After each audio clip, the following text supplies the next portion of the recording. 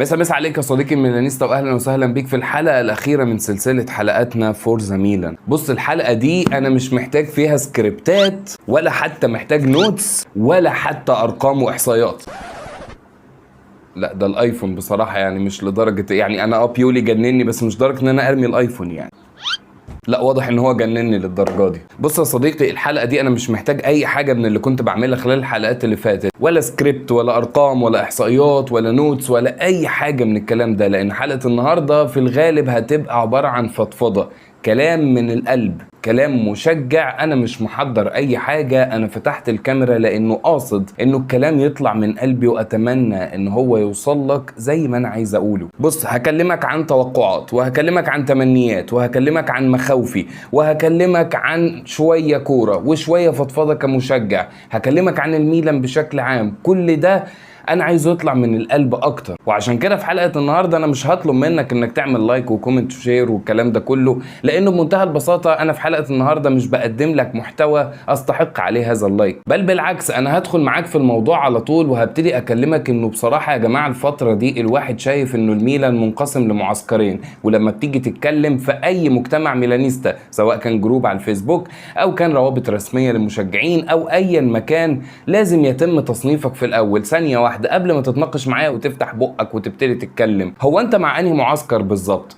انت مع بيولي اون فاير ولا مع بيولي اوت؟ لا، ما هو معلش فتح كلام كده، انت ما ينفعش تتكلم معايا الا لما تبقى محدد انت مع مين فيهم. فكك بقى فكره ان انا محايد وانا يا جماعه شايف انه انا مع ده شويه ومع ده شويه، لا ما ينفعش. وهنا انا مش بقول لك انه ده رايي، انا بقول لك انه للاسف ده اللي بيحصل. معسكر بيولي اون فاير عنده بعض الافكار المنطقيه، وانه بيقول لك بمنتهى البساطه يا جماعه لما تيجي تبص على الراجل ده رقم واحد، شوف الميلان قبلها كان ايه ومع بيولي بقى ايه. وبيكلمك كمان في انه طبيعي جدا لما تبص على الامكانيات اللي موجوده مع الراجل ده، ومع ذلك قدر يحقق لك دوري ويوصلك سيمي فاينال تشامبيونز ليج، فيبقى بالتاكيد الراجل ده محتاج فرصه. معسكر بيولي اون فاير شايف بشكل كبير جدا انه كل كارهين بيولي من معسكر بيولي اوت، الناس دي بصراحه هم مش عارفين يبصوا للامور صح، وانه الفكره كلها انه الراجل ده عمل شغل كبير قوي يستحق عليه ان هو يكمل، وانك تدعمه صح. واتفرج يا معلم على بيولي لما يبقى معاه لعيبه. اصلا انا نسيت اقول لك انه مشكله بيولي الرئيسيه انه ما كانش معاه لعيبه، فدلوقتي احنا شفنا ميركاتو ضاف بعض اللعيبه ذو جوده، فدلوقتي بقى عايزك تتفرج وتستمتع على بيولي في الموسم اللي جاي، وشوف اللي هيعمله الميلان في ايطاليا واوروبا كلها. دي وجهه نظر معسكر بيولي اون فاير. بس الناحيه التانيه معسكر بيولي اوت شايف انه صحيح يا جماعه بيولي لما جه حول الميلان من وضع لوضع تاني احسن، بس برضو ما تنساش انه قبل بيولي الميلان كان صفر تقريبا، فلما جه بيولي وصلنا ل 5% ل 10%، بالتاكيد دي حاجه كويسه تحسب لبيولي، بس هو ده اخره. معسكر بيولي اوت شايف انه اللي عمله بيولي على مدار ال3 سنوات كمجمل ممكن يبقى شيء كويس، نقل الميلان لمرحله تانية، رفع سقف طموحاتنا، بس انا في الوقت الحالي لا اسعى لل5% ولل10%. انا صحيح بسبب بيولي اترفع سقف طموحاتي، بس انا ما يفرقش معايا بيولي في الاول وفي الاخر، انا يفرق معايا الميلان. فانا دلوقتي طموحي بقى على 20% وال30%، وشايف انه بيولي مش هيقدر يوصلنا الكلام ده. معسكر بيولي اوت مشكلته مع بيولي في الموسم اللي فات فقط، ودي اكتر نقطة معسكر بيولي اون فاير مش قادر يستوعبها. الموسم اللي فات بالنسبة لمعسكر بيولي اوت كان موسم كارثي فيه اخطاء كتيرة قوي، لا علاقة لها بانه ما معوش سكواد، ولا علاقة لها بان اللعيبة اللي معاه ضعيفة، ولكنها مشاكل تكتيكية ومشاكل فنية ومشاكل بدائية في التعامل مع السكواد. والمشاكل دي كلها في الاخر توصلنا ان المشكله مش مشكله سكواد. انت لو اديته سكواد كويس هيعمل نفس الاخطاء اللي كان بيعملها مع السكواد الضعيف، لانه المداوره واختيار اللعيبه والتشكيله واساليب اللعب اللي في الملعب دي ملهاش علاقه بان السكواد اللي معاك قوي او ضعيف، دي ليها علاقه بانت كمدرب عملت ايه بالسكواد اللي في ايدك. واكبر مثال على ده كنت دايما بقوله خلال الموسم اللي فات، هي انه فكره اختيارك انه بن ناصر يسيب مركزه الاساسي كدفندر ويطلع يلعب صانع لعب، دي ملهاش علاقه بامكانيات اللعيبه ولا بالميركاتو ولا بمالديني ولا باي حد، دي ليها علاقه باختيارك انت كمدرب. اللاعب في ايدك مركزه ديفندر، انت اللي بتختار انك تلعبه صانع لعب، فانت اللي بتدي فرصه للخصوم ان هم يستغلوا المناطق اللي على حدود منطقتنا ويبتدوا ان هم يخلقوا منها خطوره ويصنعوا منها اهداف ويسجلوا. فدي مشكله بدائيه فنيه بسيطه جدا ملهاش علاقه بهو معاه لعيب او لا. وبشكل عام كده لما تيجي تبص على المعسكرين تلاقي ان كل معسكر فيهم عنده وجهه نظر، انت ممكن تتفق مع معسكر فيهم ممكن تختلف، ولكن الفكره كلها انه اللي حطينا في الازمه دي هو ستيفانو بيولي. ومش قادر افهم ليه لازم اكون داعم للمدرب بكل شيء واقول عليه انه هو حلو وانه ممتاز حتى وهو وحش عشان كده ابقى مشجع ميلانيستا اصيل. جوه الكيان اللي اسمه اي سي ميلان انا ما ادعمش غير اي سي ميلان بس، لكن ما تطلبش مني ان انا ادعم افراد سواء كانوا حلوين او وحشين بيقدموا اللي عليهم او لا. لا طبعا انا مش بدعم افراد، انا مش بشجع بيولي او بكره بيولي، انا بشجع الميلان فقط. وما بين وجهات النظر اللي موجودة في المعسكرين انت ما تقدرش تجزم دلوقتي سواء كنت من معسكر ده او ده، ما تقدرش تجزم ايه اللي هيحصل. وارد جدا بيولي بعد هذا الميركاتو وهذه التدعيمات يبدأ الموسم ويبقى اون فاير، ووارد جدا التدعيمات دي ما تفرقش في اي شيء وبعد بداية الموسم نلاقي ان بيولي اوت. ما تقدرش تحكمها لانه بمنتهى البساطة احنا لازم نصبر ونستنى ونشوف الراجل ناوي يقدم ايه. خدت بالك من الجملة دي؟ الراجل ناوي يقدم ايه؟ لانه الموضوع كله في ايد بيولي في الوقت الحالي. يعني يا بيولي خليني اتكلم بمنتهى الصراحة اللي في الدنيا، قبل قدوم بيولي الى الميلان لم يكن المدرب الكبير، ومع وجوده في الميلان ورغم النجاحات اللي قدمها مع الميلان، ولكن في هذه اللحظة لو تمت اقالة بيولي انا ما اعتقدش ان الفرق الكبيره في اوروبا هتبتدي تجري وراه علشان تتعاقد معاه. يعني عمرك ما هتشوف ريال مدريد وبرشلونه بيتخانقوا عشان يتعاقدوا معاه، ولا عمرك هتشوف بايرن ميونخ وباريس سان جيرمان بيتخانقوا عشان يتعاقدوا معاه.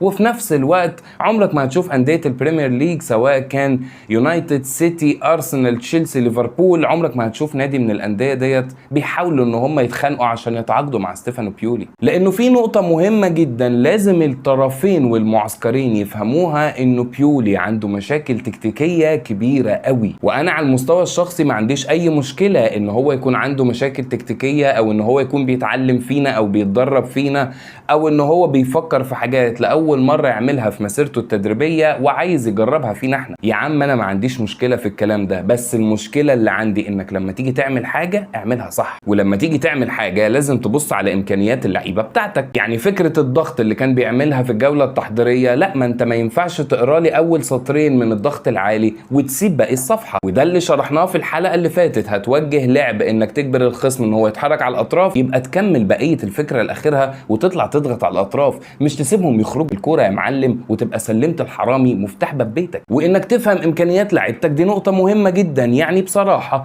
لو اللعيبه بتاعه خط الدفاع بتاعنا او قلوب الدفاع تحديدا كلهم جاهزين، فاكيد ما ينفعش انك تبدا بتياو وسيمونكير لان الاثنين نفس البروفايل، ولا تبدا بكالولو توموري. لازم تختار لانك دلوقتي عندك 2 ستوبر و2 سويبر، يبقى لما تيجي تحط التشكيله تاخد واحد من الستوبر وواحد من السويبر. لما تيجي تبص على الجبهه اليمين عندنا، انت لو هتبدا بكالابريا يبقى منطقي جدا هيحتاج قدامه مثلا واحد زي بولوزيتش، علشان بولوزيتش هو اللي بيمسك الخط، لوفتس تشيك يتحرك في انصاف المساحات وكالابريا هو اللي يامنهم. طب لو عايز اعمل حاجه مختلفه ممكن ابدا بتشوكويزي اللي بيسيب الخط ويبتدي يدخل في العمق، وهنا يبتدي فلورينزي بقى هو اللي يبدا وهو اللي يمسك الخط، ولوفتس تشيك او يونس موسى هم اللي يامنوا. ويفضل في هذه الحاله انه يكون يونس موسى لانه افضل شويه في حته التامين من لوفتس تشيك. طب ثانيه واحده، هو انا جايب الكلام ده من بيتنا؟ لا خالص، الكلام ده كله بناء على امكانيات اللعيبه والافكار اللي انت هتحطها. فلو هتستخدم الافكار دي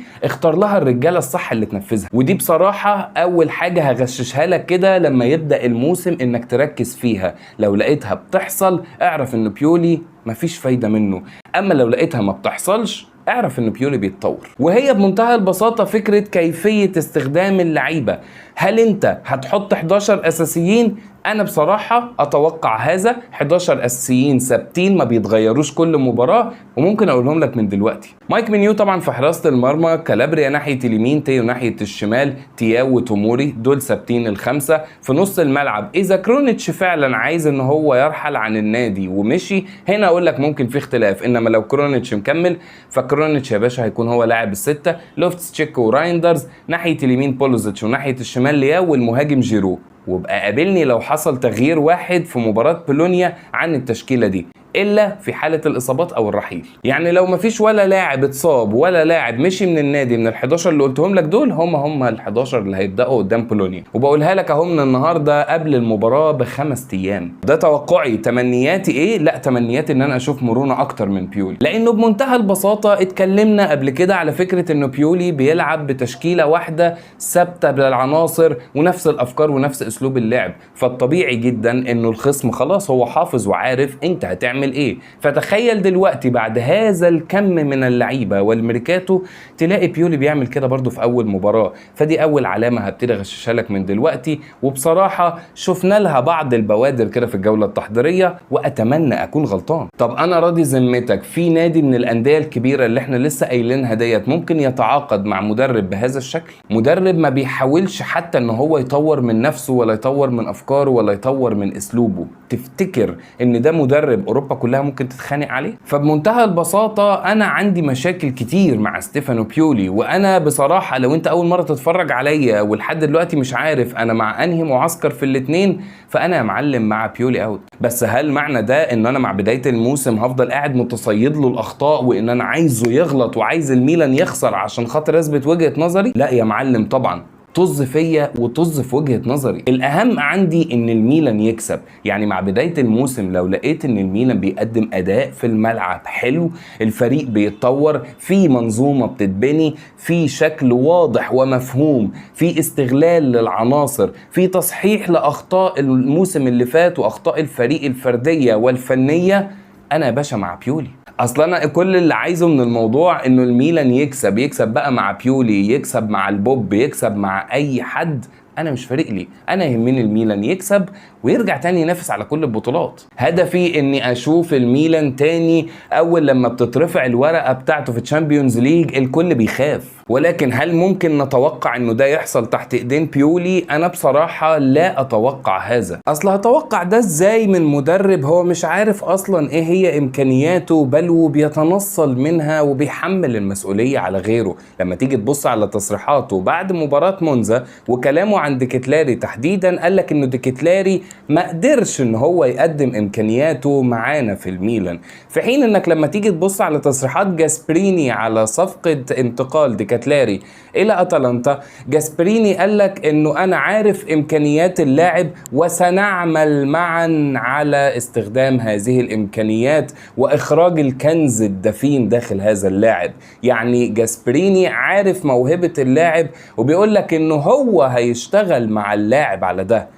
شايف الفرق ما بين التصريحين؟ شايف الفرق ما بين عقلية الاتنين مدربين؟ واحد فيهم شايف ان المشكلة عند ديكتلاري بس، انما التاني عارف ان هو عليه مسؤولية في انه ازاي يطلع من اللاعب ده الامكانيات اللي عنده. لانه الموضوع مش مجرد انه اللاعب لوحده هيعمل كل حاجة، ولا برضو المدرب لوحده هيعمل كل حاجة. اللاعب لوحده مستحيل يطلع حاجة، لكن المدرب لوحده ممكن يطلع جزء من امكانيات اللاعب.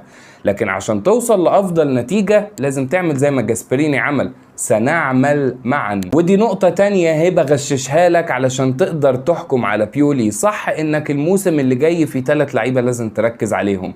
اللاعب الاولاني وهو ديكتلاري مع اتلانتا، شوف اللاعب دوت هيتطور وهيقدم اداء افضل من اللي قدمه مع الميلان السنة اللي فاتت ولا لا. لو قدم نفس الاداء يبقى هو لاعب سيء مفيش منه فايدة، انما لو قدم اداء افضل اعتقد هنا انت هتبقى عرفت هي المشكلة في ديكتلاري ولا في بيولي. ونفس الكلام ركز على ماتيو جابيا مع فيا ريال، والله حتى وركز مع ميسياس مع فريق جنوا، ودي من ضمن العوامل اللي هتساعدك وانت بتحكم على بيولي. ولكن نقطة التصريح دي بصراحة كانت من النقط اللي انا وقفت عندها كتير. صحيح هي تفصيلة صغيرة بس صدقني بتفرق كتير انها توضح لك الفرق في عقلية المدرب وطريقة تفكيره. بيولي صحيح خد الميلان لنقطة أعلى من اللي كنا فيها قبله، ولكن بيولي وصل للسقف بتاعه، وطموح جمهور الميلان بقى أعلى من السقف ده بكتير، وهي دي المشكلة. ومع ميركاتو كبير قوي زي اللي حصل السنة دي، الطموحات وسقف التوقعات عالي أكتر وأكتر عند جمهور الميلان. أصل فكر فيها بالعقل كده،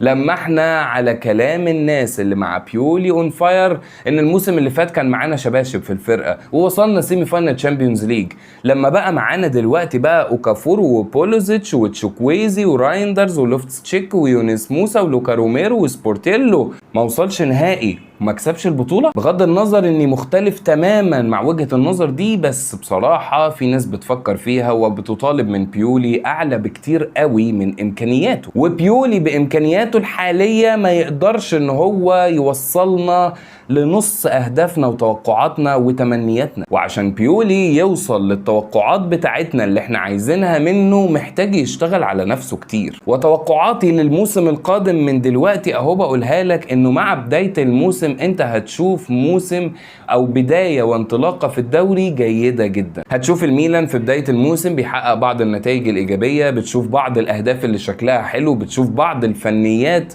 وكثير من الفرديات، وده شوية هيبتدي يدي انطباع لجمهور الميلان اللي والله طب ما الراجل بيشتغل اهو، وهيدي انطباع عند بيولي انه ده العملية ماشية حلو وزبادي خلاط. فبس كده يا معلم، مش هي ماشية ما تلعبش فيها بقى، ويفضل طول الوقت معتمد الاعتماد الاكبر على الفرديات والاعتماد الاقل على الفنيات. يعني لو قسمتها بنسب كده فممكن اقول لك ان الميلان هيبقى بيلعب 70% فرديات و30% فنيات، ولكن طبعا ده مش هيدوم، لان بمنتهى البساطة انت عندك عناصر جديدة على الدوري الايطالي، عناصر عندها حلول مختلفة. العناصر دي في بداية الموسم هتحاول انها تبرز كل امكانياتها، والخصم مش هيبقى عارف ازاي يتعامل معاهم، وهنا هتبتدي تشوف نتائج كويسة. ولكن مع الوقت اصل الخصم بيدرسك وبيشوف انت بتعتمد على ايه وايه نقط قوتك وايه نقط ضعفك، فهيبتدي يركز مع الفرديات بتاعتك ويبتدي يركز على انه يقفلها عليك، وحال ما يقفلها عليك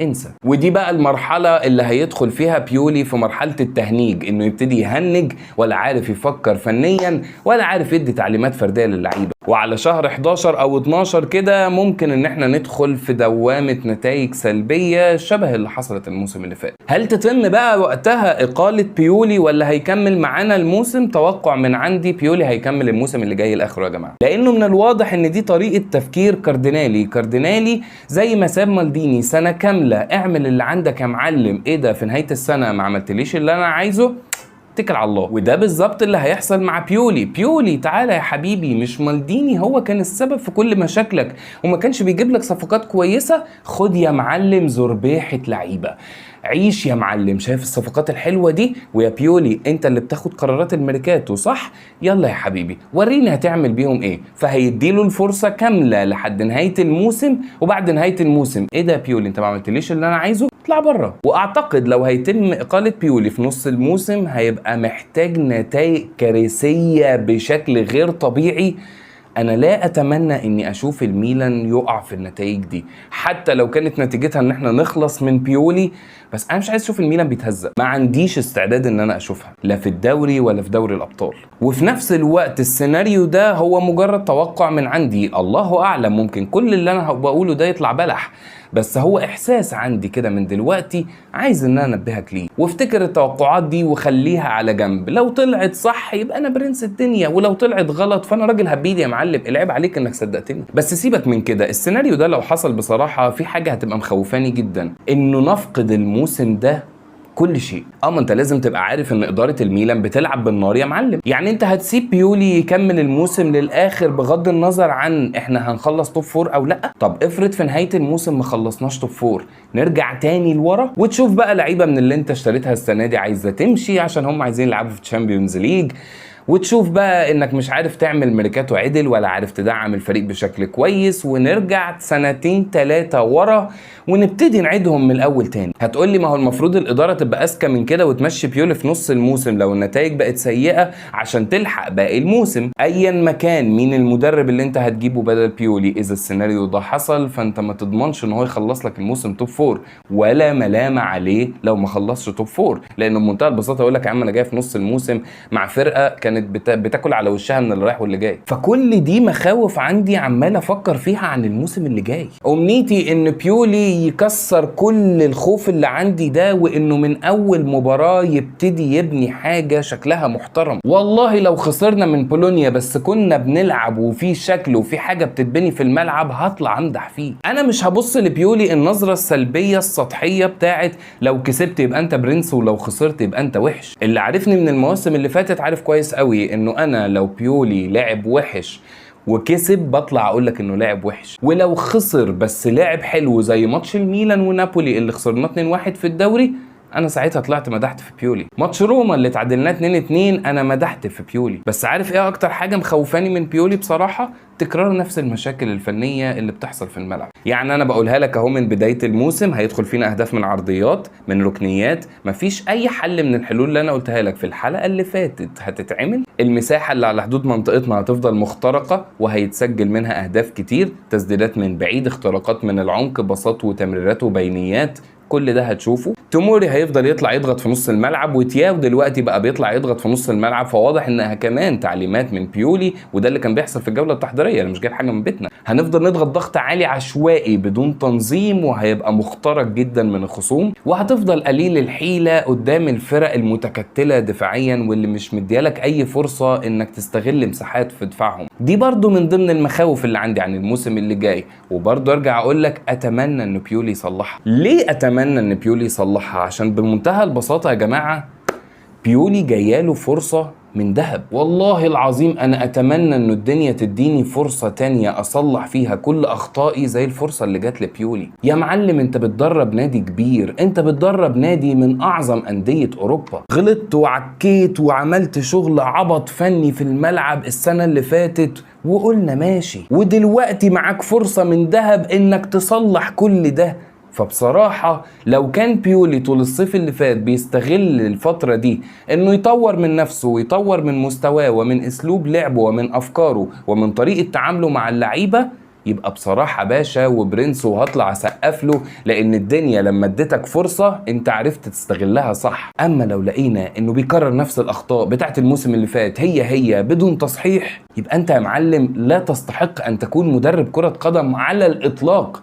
مش بس لا تستحق انك تكون مدرب الميلان. وقبل ما اقول لك سلام عايز اقول لك انه سواء انت في المعسكر بتاع بيولي اون فاير او في المعسكر بتاع بيولي اوت، خلينا نبقى متفقين يا جماعه انه في الاول وفي الاخر كلنا بنشجع الميلان. محدش فينا بيشجع فرد. احنا مختلفين عن المدرب، بس برضه في الاول وفي الاخر احنا كلنا بنشجع الميلان. يعني الميلان لما يكسب كلنا هنقوم نسقف مع بعض ونفرح مع بعض ونحضن بعض ونبقى فرحانين مع بعض، ولما الميلان بيخسر كلنا بنبقى زعلانين. اتمنى من كل قلبي انه النقاش ده هو نقاش صحي حلو جدا، مفيش اي مشكلة طالما في حدود الادب والاخلاق. بس اتمنى انه النقاش ده ما ياخدناش لسكك ان احنا نتحول من مشجعين الميلان لمشجعين بيولي، لانه صدقني والله العظيم بيولي لا يستحق انه يكون مشجعين، مش عشان هو مدرب سيء، بس عشان هو في الاول وفي الاخر مدرب. مش هيقعد طول عمره يعني بيدرب، لا هو هيدرب فترة وبعدها هيعتزل، انما اللي مستمر معانا هو الميلان. واتمنى تكون وجهة نظري وصلت. وبس كده، دي كانت حلقتنا النهاردة. عارف كويس قوي انه هي حلقة مختلفة شوية، وبصراحة أنا حابب إن أنا كنت أقدم الحلقة دي، ومع ختامية حلقات فورزا ميلان بصراحة أنا مبسوط بسلسلة الحلقات دي. مبسوط إن أنا وثقت كل اللي بيحصل على القناة عشان خلال الموسم إذا طلع كلامي صح فارجع أقول لك يا معلم قبل ما تيجي تناقشني ارجع شوف حلقات فورزا ميلان، ولو طلع كلامي غلط فانا اول واحد هطلع اتريق على نفسي على الكلام اللي انا بقوله دلوقتي. ويا ريت قبل ما نقفل الحلقه كلنا ندعي من ربنا انه يدينا فرصه تانية نصلح فيها اخطائنا زي الفرصه اللي مع بيولي دلوقتي. وبس كده، اشوفكم في حلقات جايه كتير ولايفات جايه كتير. سلام. استنى يا عم، نسيت اقول لك حاجه. قبل ما تطلع من حلقه وقبل ما تكتب الكومنت بتاع يا معلم انا ما استفدتش حاجه من الحلقه دي، يا معلم انا ما شفتش معلومه جديده، يا معلم يا باشا، ما انا من بدايه الحلقه قايل لك ان الحلقه دي فضفاضه يعني وكلام من القلب وبتاع. فانت لو كملت الحلقه لغايه الاخر وجاي دلوقتي تقول لي انا ما استفدتش حاجه من الحلقه، ما هو يا حبيبي انا قايل لك انه ده كلام مشجع. صباح الفل بقى، خلاص يعني خلينا نتخطى المرحله ديت ونشوفك بقى في حلقات جايه كتير. سلام.